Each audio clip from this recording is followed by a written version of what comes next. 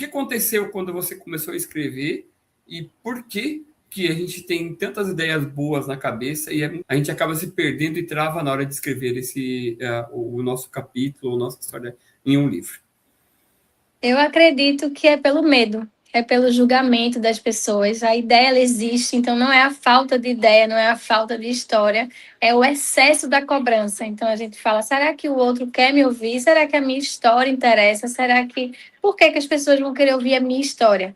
Né? A gente tem que saber que nunca é sobre a gente, é sobre a transformação que a nossa história pode gerar no outro. Então, quando eu decidi, junto, né, com a ajuda de vocês, dos meus mentores, de que a minha história, ela, sim, deveria ser colocada no mundo e as pessoas iriam me ouvir para ajudá-las, eu deixei de pensar no medo, no que as outras pessoas poderiam falar, para realmente colocar aquilo para o mundo, porque é válido, né? Tudo que a gente tem para ensinar, seja algo bom e útil, é muito válido.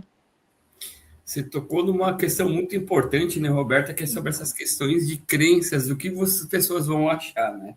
E aqui eu trago até de experiência própria, quando eu escrevi o meu primeiro livro, né, ou melhor, quando eu decidi que ia me tornar escritor da minha própria história, isso foi lá em janeiro de 2021 e um dia, no belo dia, ou melhor, no dia 21 de janeiro, dia 22 de janeiro de 2021, ou seja, daqui alguns dias vai fazer, daqui 4, 5 dias vai fazer aí 5 anos que eu ardeu no meu coração escrever a minha história. Eu completava 39 anos no dia 22 de janeiro de 2021 e eu acordei e disse assim, o que eu vou deixar de legado para a posteridade? O que as Sim. pessoas vão saber, vão lembrar de mim quando eu não estiver mais aqui? E aí, num belo dia, eu decidi que eu ia escrever um livro. O nome desse livro ia chamar Legado que deixarei para as gerações futuras. Esse livro nunca aconteceu justamente pelo ponto que você tocou. Os bloqueios, as crenças emocionais e o que as pessoas iriam achar da minha história. Será que pessoas iriam se interessar pela minha história? Eu coloquei muitas bloqueios e crenças emocionais e talvez o legado, né, o nome desse livro, Legado que eu deixarei para as futuras gerações, pudesse ter sido uma história que realmente transformasse, impactasse vidas. Sim, com Mas certeza. por eu não ter feito isso acontecer, né, esse livro não aconteceu. E aí outros bloqueios e crenças emocionais acabaram acontecendo ao longo do tempo e esse livro não aconteceu. Eu fui realmente desbloquear desse processo de crença, de bloqueios emocionais, quando eu resolvi escrever o meu livro sobre a transição de carreira do CLT ao MKT. E aí a gente desperta essa questão, né, de que tem gente que fala super bem, conta as ótimas histórias em rodas de amigos, na família, quando tem que subir no palco para palestrar, fala, né, mais fala pelos cotovelos, fala super bem, né, mas na hora de colocar no Trava. papel trava, tem medo da folha em branco. E eu te pergunto, como você perdeu o medo de escrever, Roberta? Explica um pouquinho para a gente. Então, eu acho que eu parei de tentar escrever perfeito, de ser muito perfeccionista, de achar o que as pessoas querem ouvir e comecei a ser verdadeira.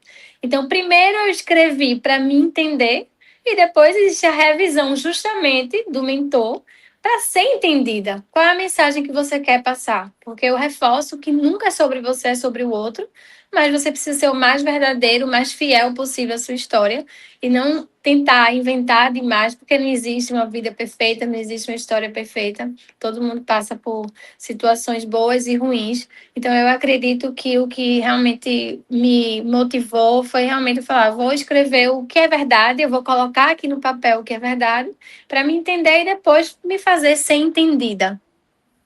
Muito bem, muito bem. Então, o que você está falando para a gente aqui, a nossa audiência que está assistindo a live, é que você se preocupou em colocar a mensagem no papel. Isso, Depois, você teve pessoas que fizeram, a editora que fez todo o processo editorial para que isso acontecesse, correto? correto. Primeiro a gente vai lá, coloca as ideias, porque se a gente sempre ficar só na nossa cabeça esperando ser perfeito, a gente nunca vai colocar no papel e nunca vai fazer de fato acontecer. Então, não esperem, né, ser perfeito, porque não vai ser. Eu escuto muito uma frase que se desse muito certo da primeira vez é porque tem algo de errado. Então, a gente vai precisar ajustar, realinhar, ver o que precisa modificar ali para que realmente a gente passe a mensagem que a gente quer de fato passar. Muito bem, muito bem. Aqui eu até gosto de falar muito daquela questão assim, né? Quem é maior, você ou a mensagem que você vai deixar pro mundo? Isso, Quando você entender que a mensagem ela é maior do que você já superou o bloqueio daquela crença emocional, já superou o medo da página em branco. Por quê? Porque você está focado em entregar a sua mensagem de transformação e não se preocupar com o que os outros vão achar da sua mensagem. Por quê? exatamente. Eu sempre digo, né, Roberta, que se a minha história impactar uma pessoa, se minha história for transformar uma vida, eu já cumpri com o Já propósito. cumpri com a minha missão. Isso. E aí a gente parte, Roberta, para uma terceira pergunta, já fechando esse bloco, né? Que é: você acha que escrever bem é um dom que a pessoa que nasce com uma pessoa, ou precisa de um treino e qualquer um pode aprender a se comunicar melhor? Treino. Comunicação é, de fato, treino, habilidade. É óbvio que tem pessoas que nascem com algumas inteligências predominantes que podem ter uma predisposição, ter uma facilidade, né, a aprender a se comunicar. Tem gente que tem essa facilidade, mas mesmo quem acha que não nasceu para isso, ela treina. Eu escutei uma frase que me marcou muito, que eu levo para a minha vida, que é eu não tenho medo de quem dá 1000 golpes. Eu tenho medo de quem treina o mesmo golpe 1000 vezes, porque o treino, ele leva à perfeição e ele leva realmente você ao lugar que você quer. Então, comunicação pode ser um dom. Algumas pessoas podem nascer com essa predisposição e ser aos poucos, né, reforçado aquilo, mas também se não for reforçado, ela não treinar, ela não vai conseguir se sair bem. Um outro exemplo muito bom é Albert Einstein. Ele era um gênio indiscutível, mas ele não era um bom comunicador. Então, muitas vezes, as ideias e as mensagens dele precisavam ser traduzidas. Então, realmente, não precisa você ser inteligentíssimo ou ter aquele dom, porque nem sempre a mensagem ela precisa ser clara. O comunicador, ele precisa realmente traduzir e as pessoas precisam entender a mensagem que você está passando. Treino, com certeza. Muito bom, muito bom. Já dizia o velho sábio, né? Que quem ganha jogo não é talento, é comprometimento, né? Exatamente, é comprometimento. Quando você se compromete com você mesmo, você não tem outro caminho a não ser bom naquilo que você faz, né? Isso. E a gente traz esse exemplo tanto para a escrita quanto para a sua forma de comunicar, né? A gente tem hoje na editora o método EPV, que é escrever, posicionar e vender, e no tópico de posicionar é realmente ter uma boa comunicação, é você se mostrar para as pessoas do mundo que você realmente é um escritor. E isso, né, não nasce da noite por dia. Você precisa se especializar, você precisa treinar para que isso Praticar, exatamente. praticar para que realmente aconteça, né, Roberta? Isso.